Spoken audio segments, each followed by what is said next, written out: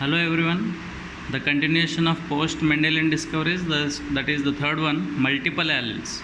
The name itself tells us multiple means many, many alleles. We know that for any character, what Mendelian has told us, for every character there will be two alternative forms, or we can say two alternative alleles, that is stem, height, tall or dwarf.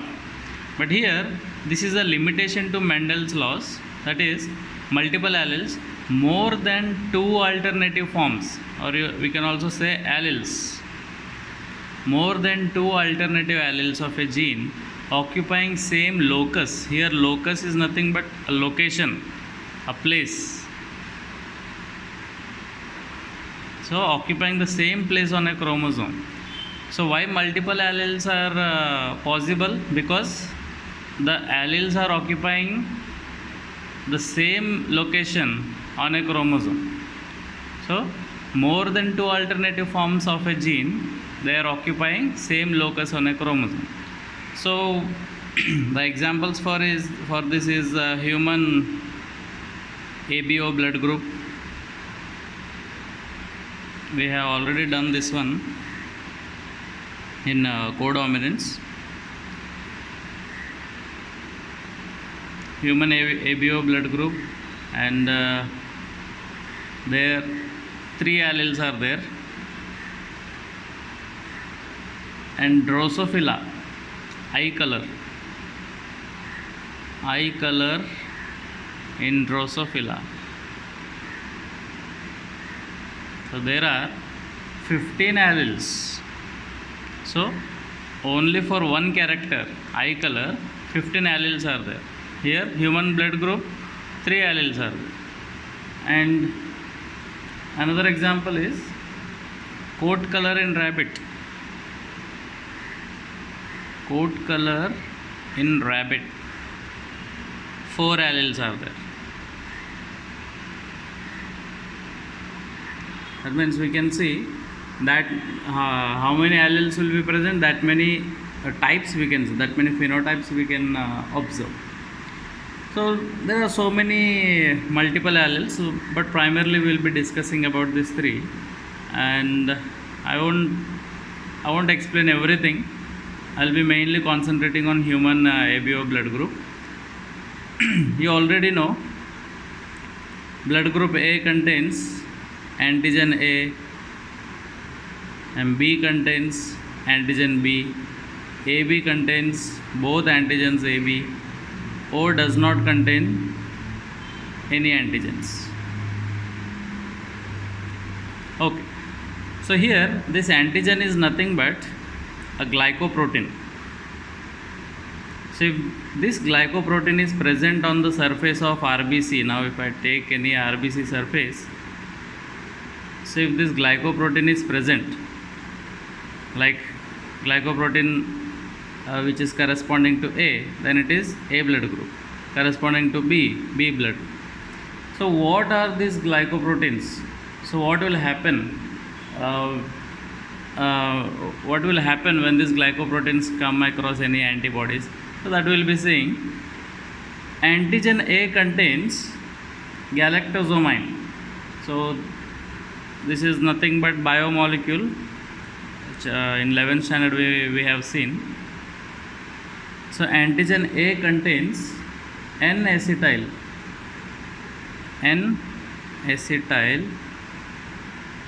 alpha D galactosamine.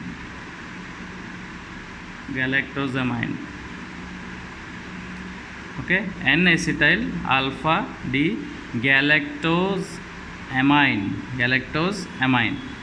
That's why it is a glycoprotein.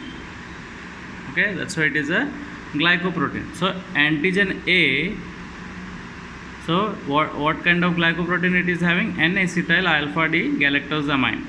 What about B? B is having alpha D galactose.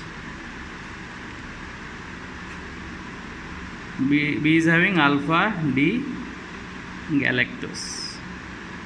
And what about AB?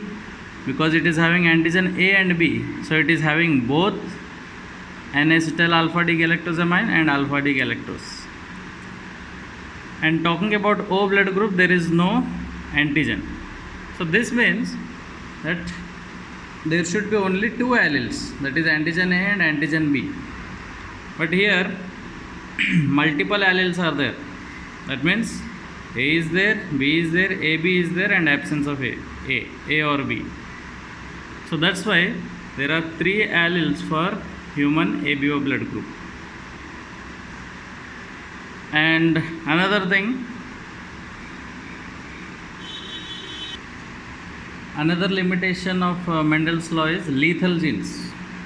Fourth one is lethal genes. So here the word lethal means death, related to death.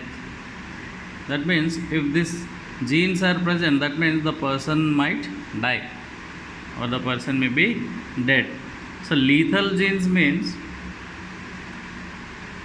a gene whose phenotype or whose phenotypic effect is sufficient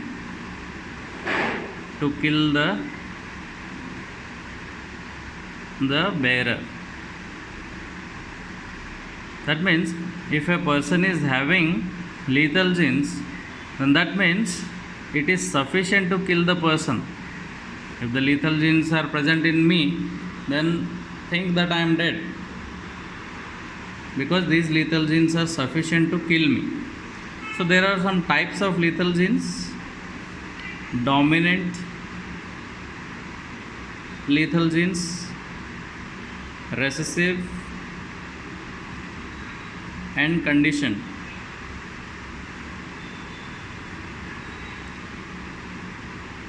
So here these type of dominant lethal genes, they can kill or they can show effect only when they are in homozygous condition.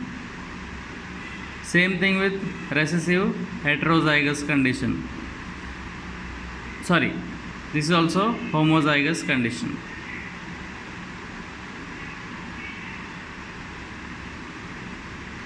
So if they are in heterozygous condition, they might show very small or very less defects, especially in dominant. If the lethal genes are in heterozygous condition, in homozygous condition it can kill the bearer, but in heterozygous condition it can show some defects, or you can say abnormalities.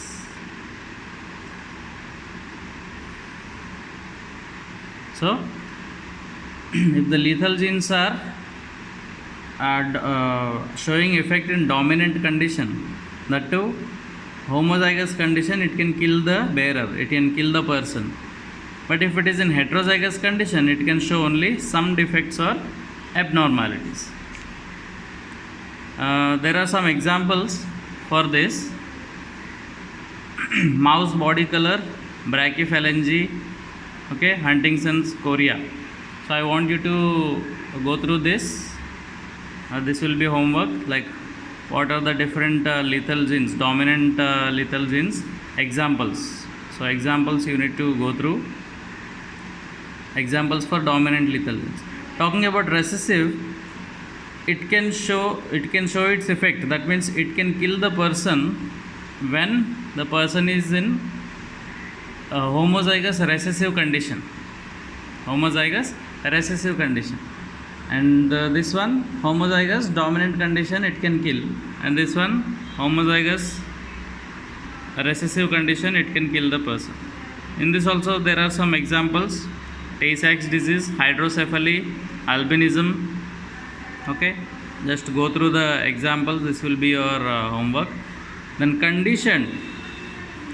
So the word itself tells there is some terms and condition for the lethal genes to show the effect. So what is the term? What is the term and condition here?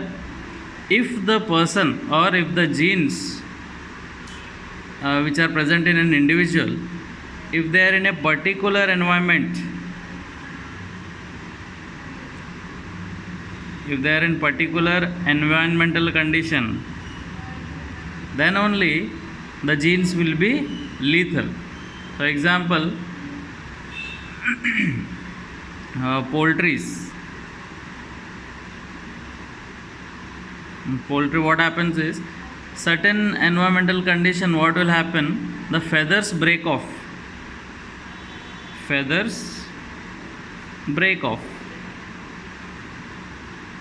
So that's why they are kept in a little bit warm condition. If it is above the temperature or below the temperature, if they are below the temperature, if the feathers are not there, then because of cold, the chicken or the poultry birds can die. So if it is above condition, then also they will die. So relatively they are having optimum temperature condition. So in optimum temperature condition only they can have their feathers. Okay, the feathers will not break off. But if it is high or low temperature, that means in a particular environment the genes will tend to be lethal for that organism. So this is these all are under intragenic interactions.